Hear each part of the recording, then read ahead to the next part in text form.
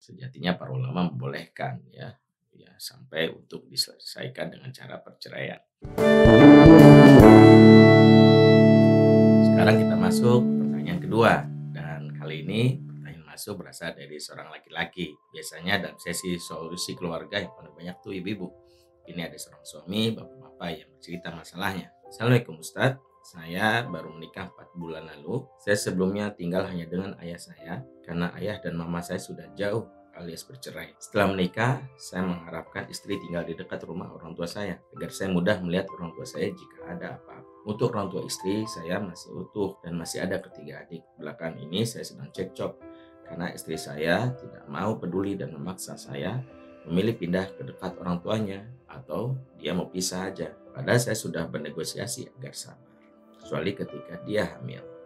Mungkin saya akan biarkan kami tinggal di dekat orang tuanya agar dia lebih nyaman untuk orang tuanya membantu mengurusnya. Bagaimana saya harus bersikap ketika istri saya mengancam ayah saya atau dia? Sedangkan saya tidak tega meninggalkan ayah saya sendiri jauh-jauh. Terima kasih Ustadz, mohon responnya.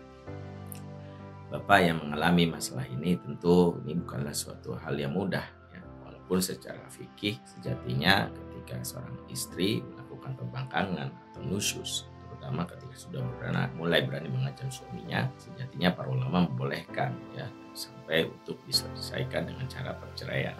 Namun dalam hal ini bukan itu yang menjadi intinya, bahwa masalah keluarga bukan sekedar urusan cerai dan tidak cerai, tapi jadilah pribadi yang memperbaiki, muslih, pribadi yang selalu berusaha memperbaiki dalam situasi yang sulit. Dalam hal ini seorang suami sedang diuji kekuamannya di antara pilihan memilih ayah atau memilih seorang istri. Tentu ini adalah pilihan yang sulit, dan ini bukan berarti kita harus memilih salah satunya, tapi berupaya untuk mengakurkan kedua-duanya. Bagaimana juga mempertahankan istri bukanlah sesuatu yang aib.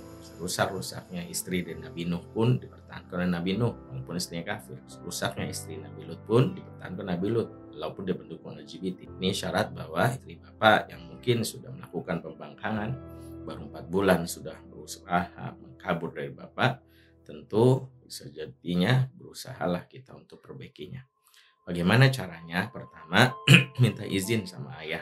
Dalam kondisi 4 bulan pernikahan memang kita belum bisa mempunyai cinta yang kuat kepada pasangan. Sejatinya 4 bulan ada proses adaptasi dan belum kokohnya ikatan percintaan membuat seorang istri merasa dia belum bisa memberikan ketaatan sepenuhnya. Izin dulu sama ayah, apakah bisa ayah misalnya memberi kesempatan bapak untuk bisa memperbaiki istri mungkin dalam waktu 1 tahun. Dan itu jika ayah meridhoi, maka ambillah kesempatan itu dengan terus berkomunikasi kepada ayah, dan salah satunya adalah untuk bisa memantau keadaannya. Nah, ketika sudah bersama istri, kan manfaatkanlah momen ini untuk bisa menunjukkan betapa istri beruntung punya laki-laki yang peka, paham. Kita bisa memberikan kebutuhan dasarnya, pahamilah kebutuhan psikologi istri, kebutuhan batinnya. Kemudian pelan-pelan arahkan dia kepada yang namanya kebaikan, sampai ketika dia sudah menyadari betapa yang namanya rumah tangga itu dibangun bukan saja sekedar untuk hubungan suami istri, namun mencari keberkahan, yang dimana salah satu pintu-pintu keberkahan adalah ridho orang tua.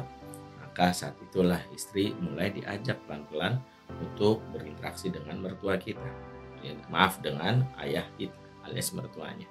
Dan itulah cara yang bisa kita lakukan, termasuk bolehnya kita mendamaikan istri misalnya dengan menyebut kebaikan bapak yang memuji istri. Dalam hal ini berbohong atas nama ini sebagian ulama membolehkan, karena memang ini bagian bohong yang dibolehkan Rasulullah, yaitu dalam rangka melakukan islah.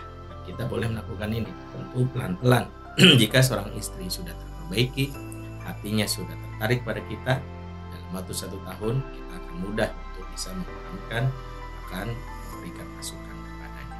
Semoga ini bisa membantu buat bapak yang sedang galau, apakah istri, apakah harus ayah. Yang terbaik adalah jadilah seorang yang bisa merangkul dan melakukan perbaikan. Itulah lelaki terbaik. Itulah lelaki yang diberikan jiwa qawam, di mana makna qawam bukan sekedar memutuskan, tapi juga memberikan upaya perbaikan. Mabruk. Semoga bisa.